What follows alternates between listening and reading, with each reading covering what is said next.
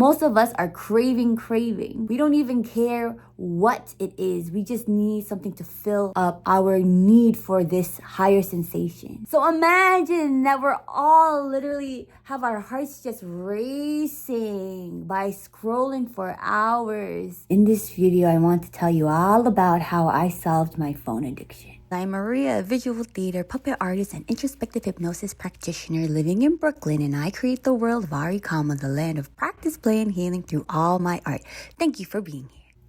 Back in 2018, I took my first Vipassana meditation retreat, the 10-day silent meditation. If you see in my YouTube, I have videos of how I practiced it for a whole year, 2 years. But in 2020, I lost the reason why I do this, and I just stopped and replaced meditation with TikTok. And you know what that means. Hence, my next content would be about me falling prey to my phone, or me not knowing how to solve this phone addiction, how to solve this endless scrolling. Knowing that I had a problem and not knowing how to fix it. Even if I saw a video online that says scrolling is comparative to junk food sensations or easy dopamine, it didn't negate the fact that whenever I just touched the phone from built habit, day after day, there was no thought in between to stop this weak mentality. So I went back and I did this meditation retreat, and then I realized that I forgot the middle. Equanimity. I forgot this middle section. You can be in either 3 different states in life. You can be in the present moment. You can be in craving, wanting to check this, wanting to check that. I need this to feel good over here. Or people are in aversion, which is pretty similar to a craving. I don't want to do this. I don't want to be here. I don't want to, which leads to escapism. To be either in the middle in presence or just out here in your own selfish delusion and misery, which is what I was doing for 6 years. And the practice that we do in the retreat is very simple. You would have to trust that the most simple technique would be the foundation of existence, foundation to have a beautiful life. So we were just focusing on the breath for the first 3 days, and then focusing on the sensation of the breath under the upper lip, and even the air coming out of the nose.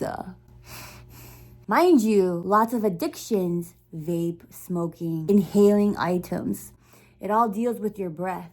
But the cheapest form of being is literally for free. It's right here. Okay, so we learned this, and then you also learn what sensations do you feel. So do you feel a warm sensation, cool sensation? Is it a shallow breath? Is it a long breath? You're not changing the way you breathe. You're just observing how your body is currently breathing. And of course, if you are too distracted up here with the chitty chat, then you can have deeper, stronger breaths so that you'll focus here. And then on day 4, after learning how to feel sensation on the body right here, you learn how to feel the sensation everywhere on the body. So starting from the head, and then the forehead, the ears, you just go down, the nose, it's a little bit cool. And then you just feel it. It's not about each individual body part. It's just about the feeling you feel, the sensation you feel. Is it a hot sensation, cold sensation? Is it pinching, tickling? Is it like animals crawling on you? Does it you want to like scratch it? Is it painful? Is it a gross sensation? Different sensations. So being able to be aware of these sensations. But then the kick of it was how not to move for an hour with gross, heavy sensations. That, my friends, is the strengthening of the mind, the sharpening of the mind. Because when our mind is weak, then anything will just come into us. We'll take the cheapest form of dopamine. Our whole society is based off of trying to eat our attention, keep us on these apps longer. Like humans are working hard to destroy human focus. So if you have a sharp point mindset, it's as if whenever you go on any social media, autoplay, little shorts, it just drill bits down your point. Drill bits, just like blunts off everything that you've done, and then you're back to 0, which makes it so important to practice this daily practice of meditate.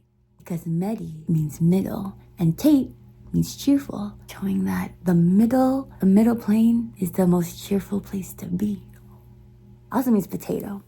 And I have so many potatoes in my record. Oh my gosh, when you're doing Vipassana, you're just observing your body like you're watching the waves on a beach, like you're watching beautiful nature, like you're looking at a piece of art. You're the most beautiful piece of art that you own, and you're just looking at every single part of you, observing every single part, every single sensation, and accepting for what it is, and staying equanimous. So even if you feel a tough sensation, you are learning how to be in the middle, not reacting, not craving, not getting tense and like move or yelling. It's about how to stay calm.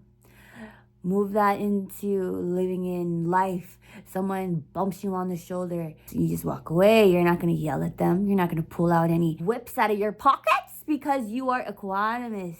The greatest thing that he said, Goenka, may he thrive in peace. We are like, you're watching videos of him because he is irreplaceable. This man says, most of us are craving.